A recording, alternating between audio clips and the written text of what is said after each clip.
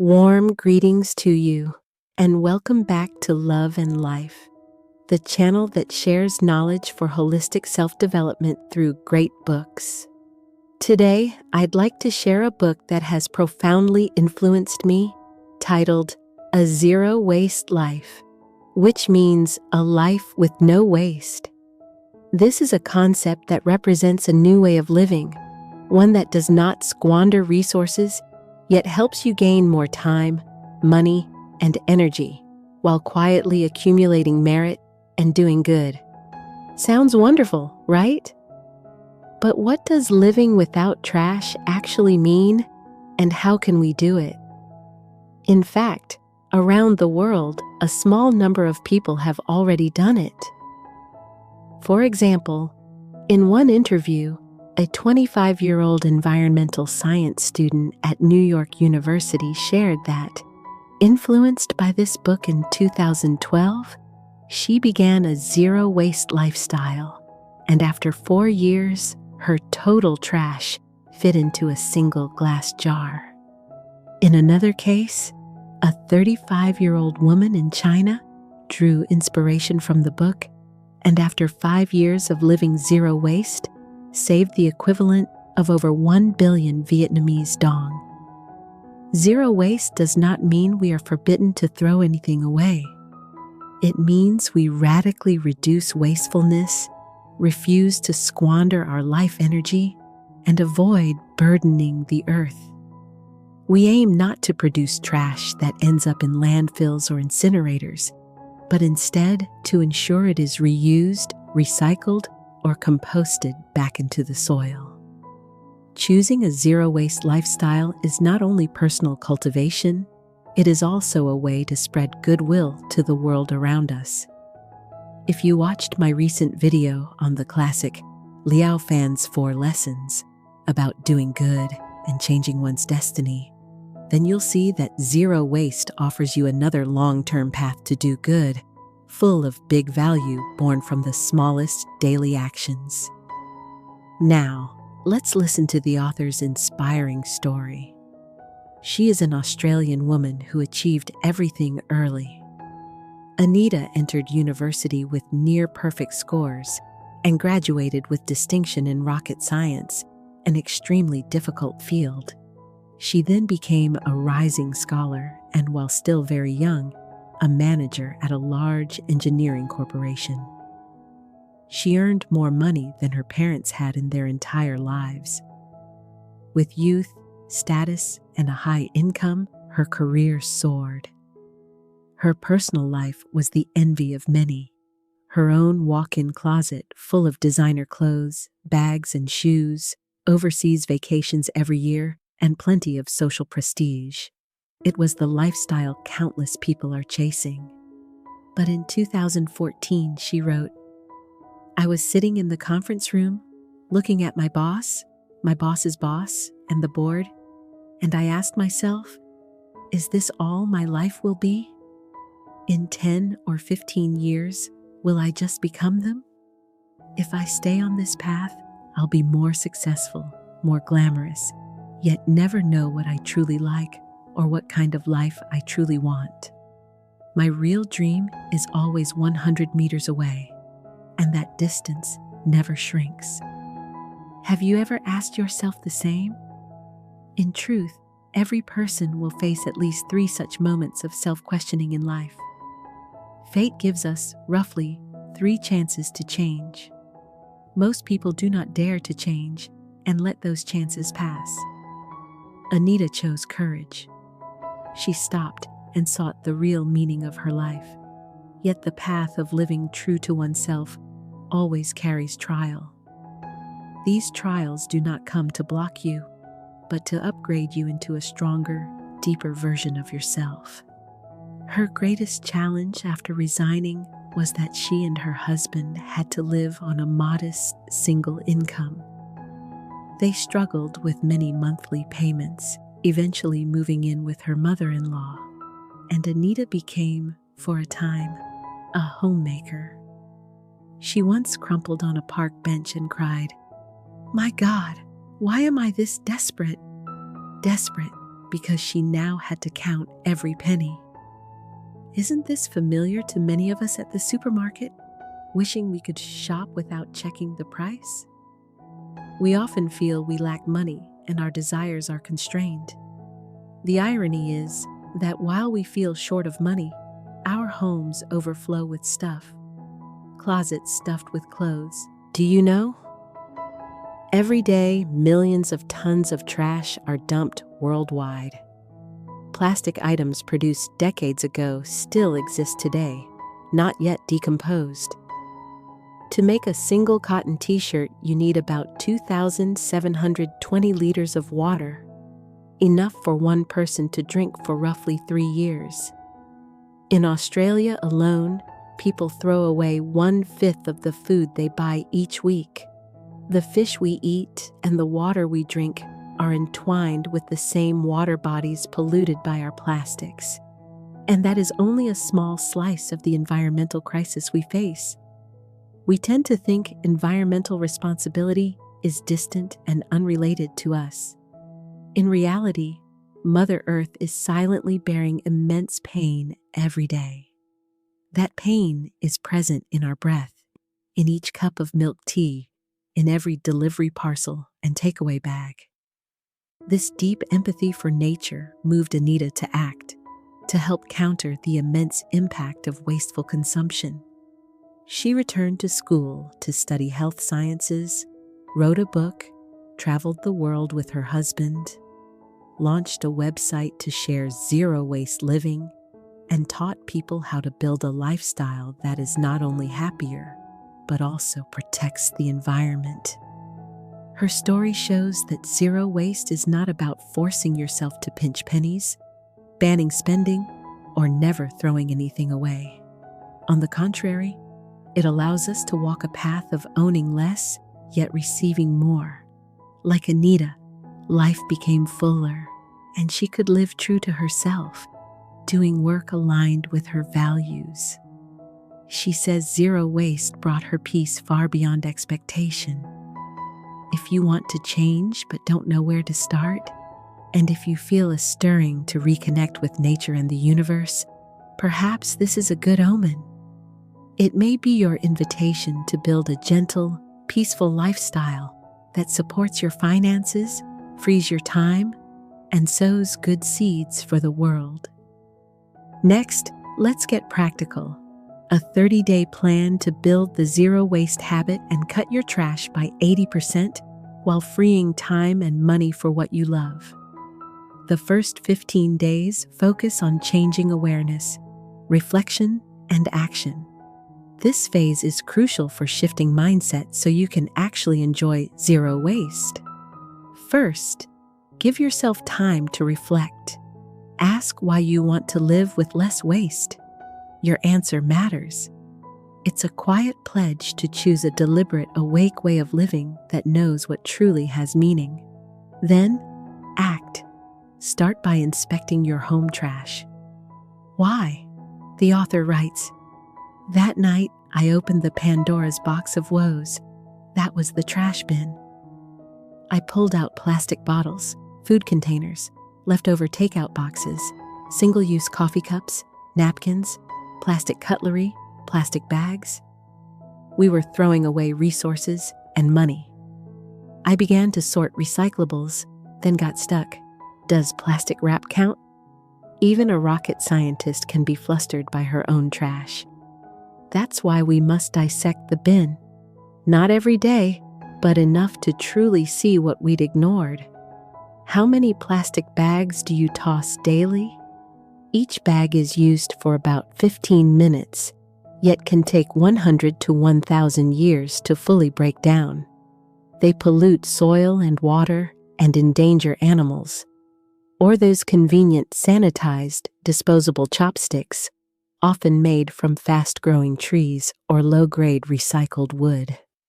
To look clean and uniform, they may be bleached. To make this easier, assemble a small zero-waste kit with 4 basics. First, a reusable, foldable shopping bag so you can skip plastic bags. Second, a durable water bottle, stainless steel or glass, so you buy once and use for years. Third, a reusable lidded cup.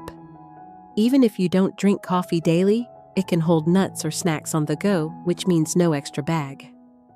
Fourth, a stainless steel straw, or better yet, skip straws altogether. Customize your kit to your needs. For me, I add a lunchbox and my own chopsticks and spoon for takeaway. Along with the 5 R's and your kit, set consumption bans, a serious pact with yourself. Don't buy surplus items, clothes, shoes, cosmetics, unless you truly need them, and skip deals you don't need. Only buy food and genuine essentials. Spend on experiences that enrich you. Visits with friends, picnics, travel, new skills. That's money well spent. Know what matters most to you? If you want to see your real values, look at your monthly statement. Let this pact remind you to fund what has lasting meaning, aligned with your life goals. Now, deepen the practice so principles become habit. Start with saying no and letting go of what you already own. Begin with clothes. Don't let your wardrobe manage you. Your clothes should fit your real life. If an outfit doesn't belong to your daily rhythm, it will hang there collecting dust. Take everything down and look at it all at once. You'll be stunned at how much you have. Laying it all out awakens you to your consumption, and it's the first step to saving time and controlling finances. Sort by season, type, length, or color. You'll choose faster, avoid mess, and reduce the morning scramble. Knowing what you have prevents duplicate buying and helps you confidently let go of seldom-used pieces. It's hard to discard paid-for items. We hesitate, imagining we'll fit into it after losing 2 or 3 kilos, or that one day we'll wear it. In reality, we repeat a small set of comfortable, practical pieces. Don't be afraid to release what you don't wear. If it's usable, pass it on to someone who needs it. You free space and share value. Apply the same logic to the whole house. Don't keep multiples. Anita suggests the Noah's Ark rule. Like the animals boarding the ark 2 by 2, keep a maximum of 2 of each kind of item. The third is excess. This elegant limit feels just enough, not wasteful, not bare.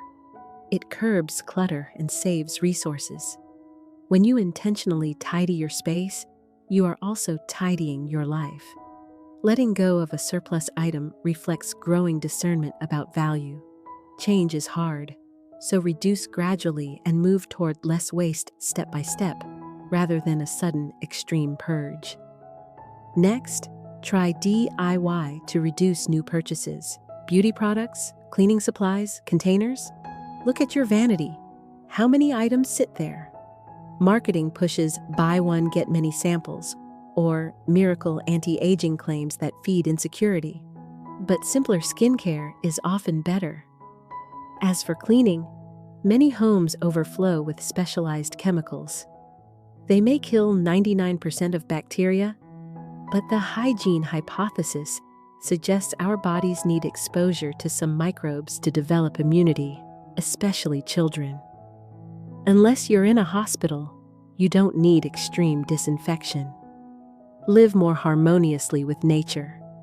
You can make natural cleaners. For a gentle face cleanser, fill a clean bottle with half organic sunflower oil. Add a quarter organic jojoba oil, then 20 drops of organic essential oil. Shake well and use to cleanse without stripping moisture. For an all-purpose cleaner, put citrus peels into a large glass jar, cover with white vinegar, and let steep for 5 to 7 days. Strain into a spray bottle and use to clean the house. You'll be surprised how simple life can be. After 15 days of reflection and action, the next 15 focus on review and illumination, shifting from mindset change to awakened living. As you begin zero waste, you'll feel a pull to reconnect with nature. The author worked more than 7 years, leaving home before sunrise and returning after sunset, rarely seeing the sun on workdays. Many of us live this way, which contributed to her collapse despite high income. She says, "If you're listening now, step outside, take off your shoes, let your bare feet feel the grass. Close your eyes, feel the moving air on your skin, smell the fragrance of cinnamon blossoms, listen to bird song. If you lose bodily contact with nature, you lose connection with yourself. No matter how much money you have, what shoes you wear, or what car. If you love paper books, you'll cherish each one you buy instead of letting it gather dust. You may forego owning a car, using public transport, or cycling to shop, study, and work. When you declutter your home, you also declutter your mind, releasing toxic ties and cleaning up your digital world. Unfollow or mute feeds that drag you into envy, anger, or gossip. Without constant pings, you can do deep work. 2 hours of true focus moves mountains. A truly elegant, awakened life is one where joy rises from within, not from the fleeting lures of consumerism. Somewhere along the way, entertainment fused with spending. Friends meet to eat out, buy coffee, or shop, yet those places are loud and shallow. Photos for social media excite for an instant, but real bonds grow from sincerity and listening. Instead of squeezing into crowded streets, why not cook together at home and talk in quiet, or take a walk under the trees at sunset? These simple moments build deeper, lasting connection. The author suggests listing 5 to 10 zero-waste joys, soul-nourishing activities that don't cost much or make trash. Mine include morning qigong or yoga in green spaces, weekend picnics off the beaten path, meditation, reading and writing, cycling, listening to high-frequency music, practicing calligraphy, releasing animals, and joining beach or park cleanups. What are yours? These are the practices that bring you home to yourself. When you learn to treasure such simplicity, you realize true abundance doesn't come from what you own, but from the ease you find in each moment of living authentically. In the past, like many, the author took the smoothest road to what's called success, then realized it wasn't what she truly wanted. Beginning zero waste, the first thing she cut was plastic, then everything not truly needed. Most importantly, she felt awakened from a fog. She says, "I no longer care what brand I wear, whether I live downtown or in the suburbs, or what car I drive. I care whether my work is meaningful and about love and joy with family and friends." Since starting this life, I've seen Iceland's ice-clad mountains and California's giant forests. All this makes me want to protect our Earth. Now I am full of gratitude. I can see beauty everywhere, every day. When you no longer crave to own too much, you are saying no to wasting resources. You'll feel inwardly full and rich. That energy makes space and time open up for you. With enough space and time for yourself, you will find yourself again, a free, radiant, calm, abundant self. I hope this book stirs in you a love for nature, which is also a deep love for yourself. When you choose to create less and less waste, step by steady step, it is not only kindness to the environment, it is a quiet gift to yourself. Anita, and I as well, truly thank you for that choice. Newton's third law says every action has an equal and opposite reaction. Each act